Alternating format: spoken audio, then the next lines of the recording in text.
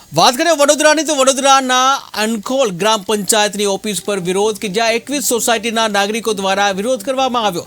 કચરાનું tractor કચરો લેવા ન આવતું હોવાથી લોકો વિફર્યા। 5000 નાગરિકો વેરો ભરવા છતાં કચરાની સમસ્યાને લઈને મુશ્કેલીમાં કે જ્યાં ગ્રામ પંચાયત ઓફિસ બહાર કચરો ઠાલવી વિરોધ નોંધાવ્યો। ત્યારે અનખોલ ગ્રામ પંચાયત સત્તાધીશો વિરોધ સૂત્રોચ્ચાર પણ કરવામાં આવ્યા। સોસાયટીઓ છે જે છેલ્લા કેટલા ટાઈમથી અમે લોકો તકલીફ ભોગવી રહ્યા છે। કચરાનો કોઈ નિકાલ નથી, કોઈ ગાર્બેજ કલેક્શન માટે આવતું નથી। ઘણી બધી રજૂઆતો કર્યા છતાં પણ આજે લોકો પરેશાન છે। ઘરની મહિલાઓ કચરો ક્યાં નાખે, કેવી રીતે નાખે, એના જોડે કોઈ સોલ્યુશન નથી। આજે રોડની આજુબાજુ ગંદકી થઈ રહી છે।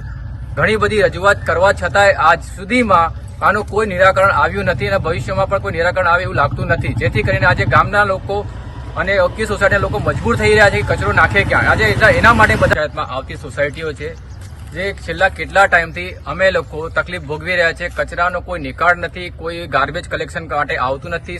ઘણી બધી રજૂઆતો કર્યા છતાં પણ આજે લોકો પરેશાન છે। ઘરની મહિલાઓ કચરો ક્યાં નાખે, કેવી રીતે નાખે, એના જોડે કોઈ સોલ્યુશન નથી। આજે રોડની આજુબાજુ ગંદકી થઈ રહી છે।